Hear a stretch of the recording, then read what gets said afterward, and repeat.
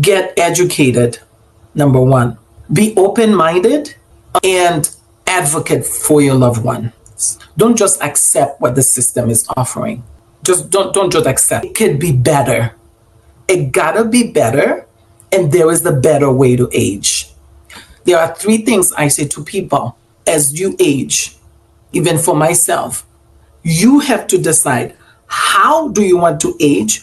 Where do you want to age, and how much it's going to cost? You have to decide that. If you don't, someone else is going to make that decision for you, and you may not like it. Welcome to the Carolina Senior Talk Podcast, your trusted source for all things related to senior living in the Carolinas. In each episode, we'll guide you through the best locations, offer advice on buying a home, and share tips on relocating within this beautiful region. Whether you're exploring new senior communities, considering a move, or looking to invest in your current dream home, we've got you covered. So sit back, relax, and get ready to discover everything you need to know about senior living in the Carolinas. Well, hello there, folks. Welcome to another episode, another podcast, Carolina Senior Talk, where we discuss all things senior, very simply. And so let me start off and just kind of kick things off with this comment that perhaps the biggest concern and challenge that we face as seniors is that of aging, and specifically, more specifically, is that of healthcare. You know, how are we going to handle that? I mean, the issues of costs, the fact that it's a debilitating nature of our declining health, the impact on our families, the inevitability of this is something that we all have to come to terms with. But it doesn't have to necessarily be as impactful as those comments suggest. The good news is there's an innovative approach out there that helps address all of these concerns in varying degrees. And so toward that end, today's special guest is none other than Emma Soy. She is the founder and CEO of an organization called Gentle Shepherd Care. Emma, welcome to our podcast. Thank you, Dave, for bringing me today. I'm enjoying this day, although it's raining outside, but it's a wonderful day every time we have an opportunity. It's sunshine somewhere, right? There's sunshine. It's shining. The sun is shining. We just can't see it. Oh, gosh. Well, I had the pleasure of talking with you some time ago, and I was just so impressed with what you had to offer that I thought it was just very important to get you on this podcast. But in a nutshell, briefly, what would you say to sum up what Gentle Shepherd Care, what do they do? What do they provide? What do we do? Well, Dave, what we do in a nutshell is that we help older adults to age gracefully with dignity, wherever they call home. We help older adults not only age gracefully with dignity, but we help to slow down the progression of chronic diseases, since most older adults have some kind of chronic disease that they are dealing with as they age. We help them to slow down. And the third thing that we do is that the older adult that's already aging, we help to give them vitality and strength so they can have a quality of life, so they don't just exist, but thriving as they age. Excellent. Oh, boy, that sounds so inviting, so refreshing. So tell us a little bit about yourself. How did you get into this role in life? Well, I've been a nurse for more than I can tell you. I've been a nurse for over 35. After 35 years, I said I stopped counting, because then right. You'll know my age. So I've been a nurse for over 35 years. In 2019, I started I've been in home care. I've done many things in nursing. So in 2019, I started a home care company. The goal was to help older adults deal with activity of daily living. But what I've discovered, there was a gap. What I discovered was that we were doing the standard of care was just helping somebody, help them as they decline, with meals and change me, help me, medication reminders. But we were not looking at why are they declining like that. And so in my heart, I just felt like that wasn't fulfilling enough. And so as a nurse, the nursing nature of me decided I'm going to find solution and kind of bring a different standard in aging care that I want to promote. I want to tell the whole world about. And I'm looking for people to partner with me to bring that message to everybody. Awesome, awesome. We will go down deeper on that message right there. But before we do, I'm going to spring a trap on you, and I call it the gauntlet. And it's a pass-fail. Okay, so if you fail, we do not proceed forward. But basically, we need to test your knowledge of all things boomer related, and see if you are qualified, to be doing what you're doing here. So, it's a pretty rough gauntlet here. So let me ask you this: you've got a choice, so I'm going to give you the choices.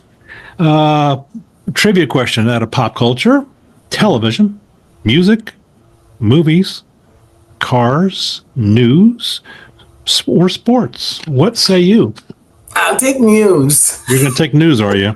All right. I grew up watching the news, so I think I could have done pretty well in this too. All right. Let's see if I can find a hard one. Oh, this one's easy. All right. What scandal involving the U.S. president occurred on June 17th, 1972? A, the Odessa file. B, the Vietnam crisis. C, Watergate. D, Democratic vote tampering. What year? 19 what? 1972. Wow. So that would have been Nixon. Oh, the Watergate. There you go. There you go. And the answer is Watergate. Presidential Counsel John Dean, Chief of Staff Alderman, and Domestic Affairs John Ehrlichman are associated with the breaking into the DNC headquarters. How about that? Ooh. I used to drive by there all the time. I was working downtown in D.C. at that time. Yeah. So, all right, let's hit you with another one. Hit me. All right. Oh, boy, this one goes back. All right. Which heiress took part in a bank robbery in San Francisco on April 15th, 1974? This one was all over the newspapers. A, Jacqueline Getty. B, Patty Hearst. C, Eileen Vanderbilt. D, Doris Duke. Well, they picked some names. So, wow. Okay. Jacqueline Getty, Patty Hearst, Eileen Vanderbilt, Doris Duke. Okay, I'm just gonna give mini more on that one. I'm gonna pick A. Are you sure you want A? I'll take C. Are you sure you want C? Oh my God. Oh no. I'll give it to you. It's Patty Hearst. What, as I turn the page and confirm that I'm right. He was a supposed kidnapped victim, took part in the Hibernia bank robbery with her captors, the militant SLA, the Symbionese Liberation Army. Boy, that was a story all over the papers. Wow. Okay. Anyway, all right. Well, you passed. I don't think I was listening to the news at that age. Oh my gosh. So now that you've passed, so talk to us about Gentle Shepherd Care. You've developed something that you call the Enhanced Longevity Protocol, which sounds very interesting to me, and I think it'll be interesting to our listeners. So what led you to create this different approach to senior care? Again, as I said in the beginning, when I started the Gentle Shepherd Care in 2019, the goal was to help the older adults. And my statement or my tagline is to help older adults age gracefully. Well, when I looked at that, my clients were not aging gracefully. I saw them declining. And I was just, putting Band-Aid, like just watch them. And there was nothing in their care that was going to help them thrive, or age gracefully. And so I started searching because I was not satisfied with that. Yeah. So my clients were, I used to make the statement that I'm in a dying business. So the client, they come to me when they really need it. People will come to me when I speak with someone who says, and they hear that I have home care. I'm a home care owner. And they say, well, my mom is 80, but she's doing great. Okay, so everybody's waiting to access my service when mom breaks their hip, when something happened, but no one is is looking to get this kind of service, elder care, or to care for someone until they need that. So by the time they come to me, they're falling apart. And so all I could do is just putting Band-Aid on things and just watch people dying. And so I decided that I want to be in the living business to help older adults to actually who are living to thrive. So that's the reason that I come up with this protocol. So you mentioned in a previous conversation that that there's a lot of things wrong with the current state of care. You just spoke about the fact that we wait until, I guess, in other words, a crisis occurs, and then we seek help. So can you elaborate on that a little bit further in terms of what's wrong with the current level of care? So I speak a lot now in the 55 plus community to help older adults to educate. And so the first question they would tell me is like, well, why don't my doctor tell me these things? Because I tell them that I'm in the healthcare industry. We don't do that. Our healthcare take care of people that are sick. Dave, every year, automatically your doctor's office is calling you to come and do your yearly exam. What we looking for things. We do tests, we do things, we're looking for something wrong with you. Like, so if if your cholesterol is high, they put you on statin, right? If your A1C is elevated, they're waiting for your A1C to be elevated, then we put you on metformin. So if something we're looking for those numbers to give you medication. And so because we are healthcare, that's how it is. We're looking for sick. So we take care of sick people.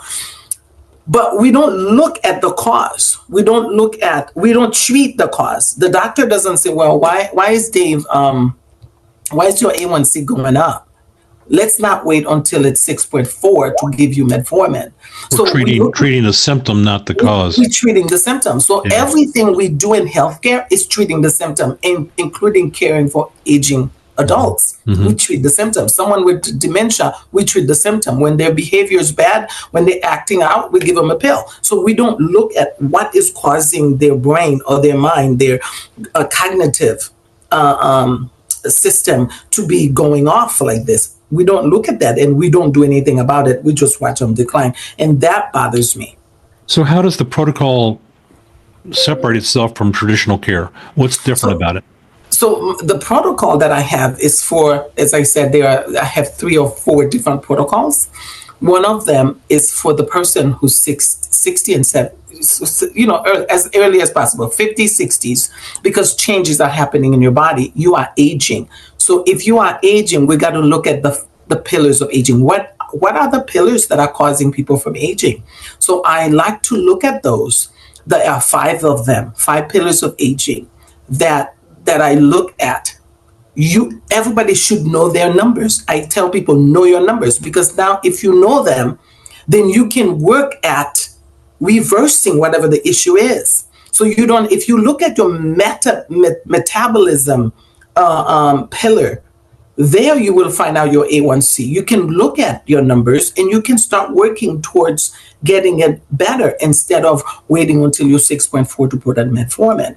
So that's an example. So that's one of my protocol, is helping people to identify their pillars of aging and let's work at it. Whatever's going on, let's work at it. That's one. Okay. So that slows down the progression of the aging. So then we look at your chronological age and biological age. The pillar of aging is the one that is affecting your biological age. So someone could be 70, but they're actually 80 because of those pillars of aging, and they aging you. And that's why you have people who can't, you're 70 and you can't go up the stairs, or you don't have the vitality, you don't have the strength. And when that happens, people say, well, that's aging. It's because you're getting old. Well, then, so what can we do to reverse that, to be able to help you so you can keep up, and so you can continue to play your pickleballs and do the things that you want to do. And so that's the one protocol. And the other protocol that I have is for people that are already having chronic disease, who's every older adult has at least, I call it the triplets. They have 3 pills they take. the A1C, which is pre-diabetic or diabetic, right? They have a cholesterol pill that they take, right? The heart disease, something with their heart, blood pressure. So either it's a blood pressure something, either it's a cholesterol something, or it's diabetic. So those are all reversible chronic diseases. And if we don't do anything about them, now the pills that they give you is only a band-aid. It doesn't fix the problem. Right. Right. But those are acquired diseases, I call it. So the goal is to get in front of these things, I guess. They call them adult onset, meaning that you get them because you are aging. So how can we reverse that? Because that if you don't, that's what's going to make your biological age further than your chronological age. Because if you're 70 and you're biologically 80, those are the pillars that will cause you to be 80. Not only you're going to be 80 biologically, but you're going to feel 80. You're going to act 80. I'm there. So if people are dealing with, so that is why you don't wait until you break your hip to call me, because you need to work with me now. Because when you break your hip, when older adults fall down, there's a reason for their falls. You're not just around falling. There is a reason. Something in the body is calling imbalance and weakness that caused the person to fall. So in short, it sounds to me you're looking at the pillars. There's 5 pillars, and you are going to be drilling down on each one of those pillars and seeing what you can do to help them. It might be providing more energy, I guess, or flexibility. If you look at inflammation markers, okay? If you look at the inflammation markers and those inflammation markers, if you don't deal with them, they are going to cause heart disease. They're going to continue to cause, those are markers that cause diseases, dementia, Alzheimer's, heart disease, cancer. Those are markers that will continue to progress and cause disease. Can we slow them down? Yes. Are there things that we could do? Yes. We could why don't people do them? Every time you go to the doctor, they said, well, Dave, what's your diet? They just say that. That's why don't people do them? They are lack accountability and knowledge how to implement these things. We hear them all the time. And so that's what I do. So in the end, what are the improvements that you're starting to see with your clients? And I realize this is a relatively new protocol. It is new. It is new. But you've had some clients, patients that have had improvements, I am sure. Yes. What are you seeing? Clients that are, so remember, my clients, by the time they come to me, they're already aging. So the protocol that I'm implementing is what I call a vitality protocol, because that protocol is trying to slow down the progression of their disease, so they can have vitality, so they can have strength, so they can have energy to continue to move, so they can continue to thrive. So example of a client is, I have as a client with dementia that I'm working to slow down the progression of the disease, so she doesn't have to be put in a memory care unit. So her family agrees, like, I want her to be home as long as possible. What can we do? What can we do to slow down the progression of the disease? So in the evening, she doesn't have those sundown behaviors. So she doesn't have those things that are, making her running around, leaving the house and all that. So what can we do? So that's a specific. So then we look at each of these things. The same thing. We look at the same pillars of aging. Inflammation. What can we do with the nutrition? What do we do with sleep? What do we do with hydration? What do we do with mobility? What do we do with the pain that she has that's in her body that keeps her from moving? So those are the things that we do. With that, we see at least a 40% increase in energy for the person to be able to be mobile, for the person to be able to interact, less foggy mind. And less foggy, so they can interact with their environment, things like that. So that's what I'm seeing. Well, and I imagine that each one of these things has an interaction with the other pillars, if you will. Yes. I think you mentioned to me that just the ability to recover faster when you do have an incident is very So tangible. one of the programs that I have protocol is get back on your feet. Get back on your feet after you've been in the hospital. Most older adults, the 85% of them never go back to their original state where they were when they take a trip to the hospital, for whatever the reason is, because there is an injury that happened at the cellular level that we don't deal with. Like, for example, during the winter, everybody says the older adults get sick. They get the flu, they get pneumonia. We give them a flu vaccine, but don't they get the flu anyway? When they get the flu, we bring, and they're sick, and we bring them to the hospital. We provide a support measure because there is no cure for that, for the flu. So except for supporting it with hydration to keep the person hydrated and give them the like support during that time until they recover. If they have pneumonia, we also support them and we give them antibiotics. So every time an older adults go to the hospital, here's the process currently. Most older adults, after they leave the hospital, they cannot go home immediately because they are depleted, they are deconditioned. And so automatically from the hospital, we send them to rehab. So here's what happened when somebody, I don't know if I'm taking too long. If I'm taking too long, just let me know. Oh, you're good. You're good. When somebody goes to the hospital, the minute they get there, an older adults, they need to be in bed. The same person that was running around walking, they said, no, you can't get up until we come and help you. Well, that's a safety hazard because they don't want them to get out of bed by themselves and fall. That same person that was thriving at home, you go to the hospital, they decline in 1 day, 2 days, they can't get out of bed. The hospital environment get them all confused. Whatever it is that they give them for pain or whatever, they become confused, demented, they can't get around, they become weak. So after the hospital trip, for whatever it is that we recovered them from, they can't go home. So we got to send them to another place for rehab. What is in the rehab? The rehab does the same thing. They do therapy with them for an hour, 4 or 5 days a week. But the other time, they are supposed to strap in bed. They can't get up. Because if they get up, they fall. That's a lawsuit. Yeah. So that person is deconditioned. So currently, Medicare pays 21 days for someone to stay in the rehab. Imagine this person spent 3 days in the hospital sick. Now they spend 21 days in the rehab. They are completely deconditioned. You know what I call it? The engine, the battery is low. The battery, their battery inside the cell at the cellular level is low. They need to be recharged. So the pillars. So my protocol, the protocol that I have, help them to recharge. Okay.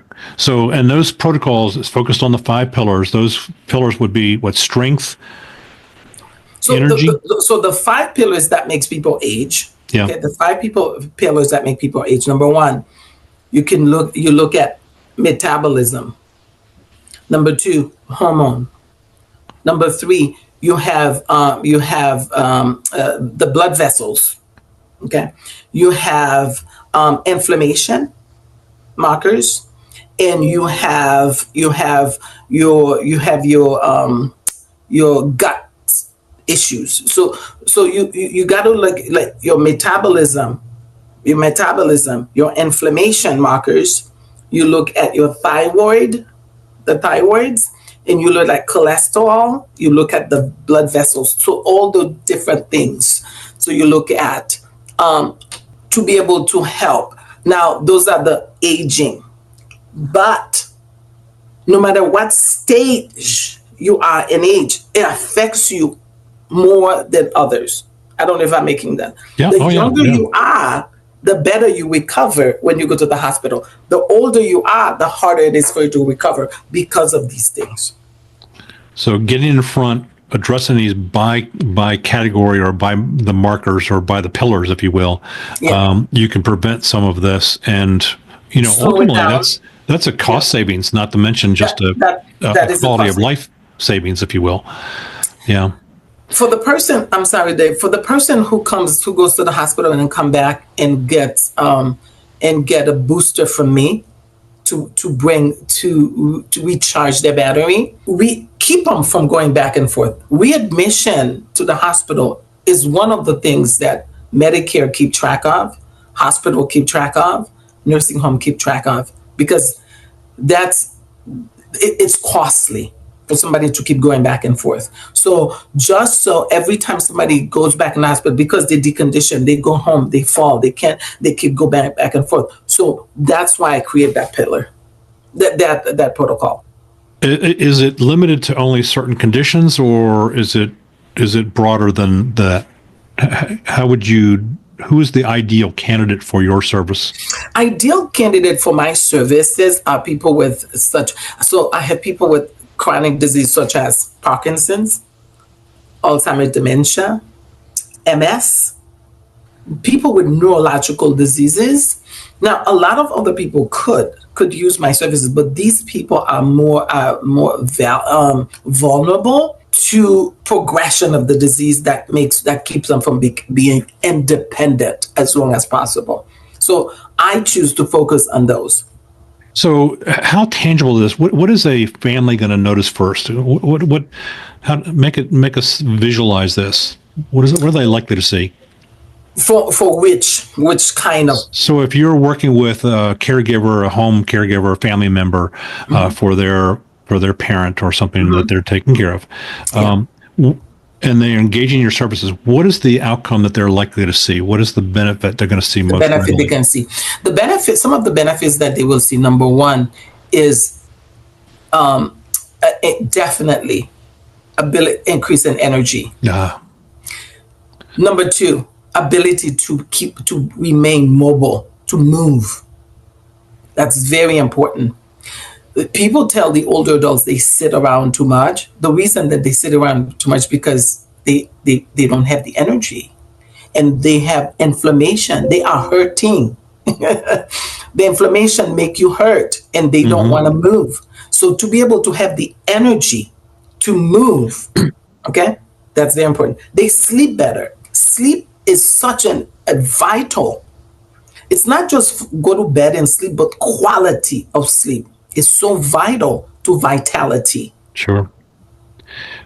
Is there any predictor in terms of how soon you're going to be seeing these? Is there any way to say that? One of the things is the reason that I have my protocol. My protocol is a 12 weeks protocol because this is not something that happened overnight. The stuff that have going on with you didn't happen overnight. You're not going to see result overnight, and that's why I don't do one treatment, because you're not going to find one treatment. Yeah. One treatment is not going to, you might not going to see much with one treatment or lasting treatment. So my protocol is a 12-week protocol. And after the 12 weeks, then we can put you at peak performance. My goal is to put the person, no matter who they are, at a peak performance. And then after they are at the peak performance, then we can maintain it on a regular basis. What's the role of the family when you're involved? The role of the family when I'm involved is support and encouragement and keeping accountability. Let me give you an example. When someone has Parkinson's and the family caregiver is caring for them, it's very hard for them to get them to do things. It's hard for the family caregiver to get that care recipient to do things that they need to do. Because the care recipient, and I always tell family members, it's not because they don't want to, they are unable to. They are unable to do it because their mind, whatever the disease affect their mind, they're not interested, So one of the things Parkinson's patients have to do is vital for them for movement. They're not interested. So they don't do it. The other exercise they must do is their voice exercise. Those are the things that are very important to do. Family caregivers can't get them to do it because they're not interested. And so they find that they're always fighting with those. And so I become that member of the team to be able to partner with the family caregiver to help them to get their loved one to do the things that they need to do Yeah. to slow down the progression of the disease and keep them independent as long as possible. We're running out a little bit of time here, but I wanted to ask you, I think you alluded to this situation before. Is there a particular circumstance or situation or client that you work with that you really think represents kind of a success story for this protocol? One of my success story is my client up in the lake who's with dementia, that her loved one, her children, that was not a goal. That was not an option for her to be in a memory care unit, because they want mom to be at home to do whatever she wants to do whenever she wants to do it. That one of the example that she drinks, she has her wine every day at 4 p.m. Those are simple things. Yeah. But it means a lot for them, for her to continue to be able to do, which she wouldn't be able to do in a memory care unit. To be able to keep her at home, and we built a care plan that save her money. One of the things that the daughter told me, Emma, if we didn't have you working with us, we would have put my mom in a memory care unit that's about $100,000 a year. And she said, because you're talking about $9,000 to $10,000 a month, right? $8,000 to $10,000 a month for memory care unit. And she said, and because of that, we were able to keep her at home and tailor a care plan towards her and save that money, so she can live longer and her money can live longer with her. Excellent. That addresses a major concern for everybody out there who's going through this process. So people might think, yeah, my program costs. Of course it costs, but just look at the long-term savings. Yeah. It's expensive out there. Yes. All right, let's talk about the future. Where do you see, what's the future of long-term healthcare, for the seniors? Where are we headed? Well, by 2030, every day, 1 out of 5 person will be turning 65. It's the fastest growing group in America. Mm-hmm. And the things that we're doing currently, we spend a lot of money. We spend a lot of money in America on health. And yet, we still have these things that are not addressed. We still have people living longer, but not quality of life. Yep. So that's my thing, is the quality of life. And here's my thing, Dave, I'm going to finish with that one. The thing that I see in older adults is that they are at an age where they have so much to give. They have wisdom, they have knowledge that they can pass down at a time where they're not working, but they would love to be able to pour into a younger generation. True. But they're not, because they're dealing with arthritis and pain and this and that.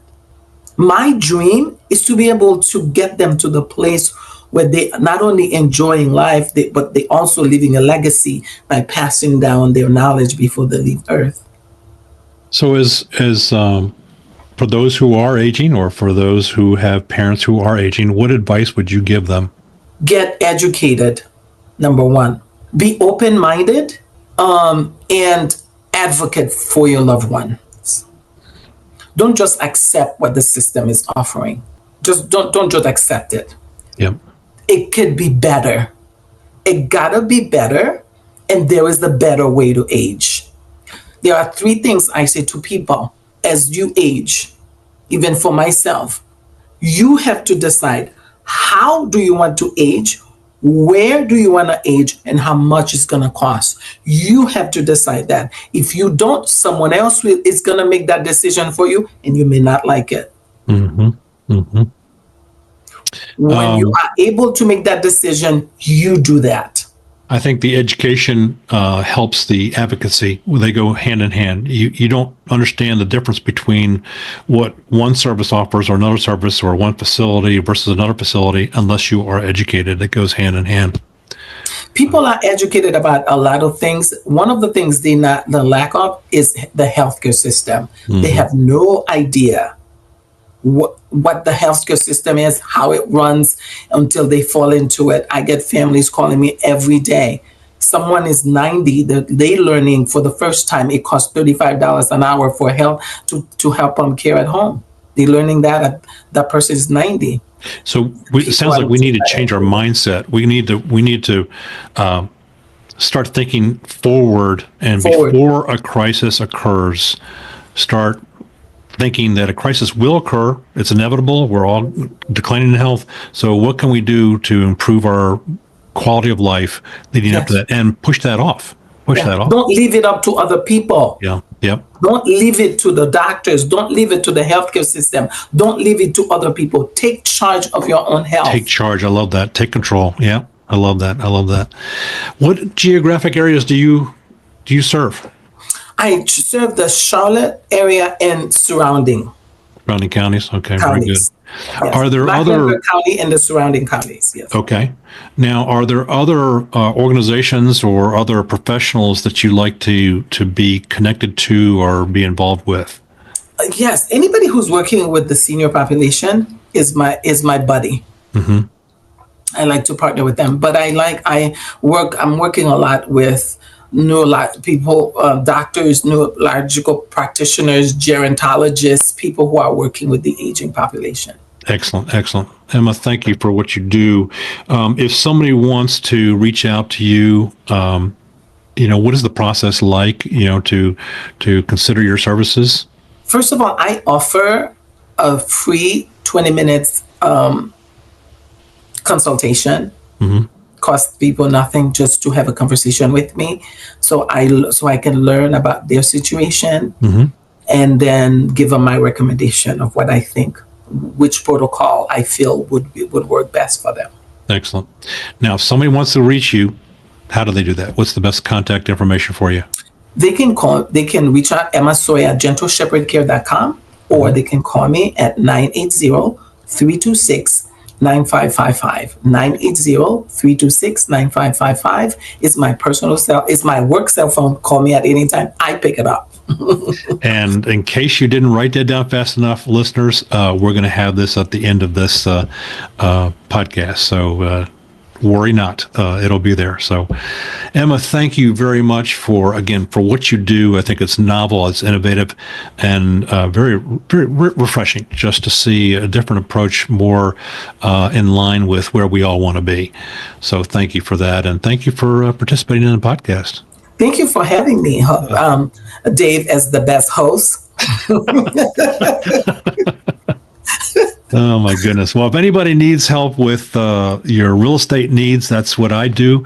And I participate with people like Emma, and also service providers that, if you got a house that you need to sell and downsize, upsize, right size, I am there to provide you with that information so that you can make an appropriate decision accordingly. So sometimes the source of funds for these healthcare needs is right there buried in your home. And that's what I'm all about, is helping people with that journey. Thank you very much for listening, folks. Take care. Thanks, Emma. Thank you for tuning in to the Carolina Senior Talk podcast. We hope you found today's episode both informative and helpful. Be sure to subscribe to our podcast so you never miss an episode. If you enjoyed today's show, please leave us a review and share it with those who might benefit from our advice. If you or anyone you know is looking to buy, sell, or relocate to the Carolinas, or you simply want to know how much equity you have in your home, be sure to contact me at www.carolinaseniortalk.com. Until next time, we wish you the best on your senior living journey in the Carolinas. Thank you for listening once again, and talk to you soon.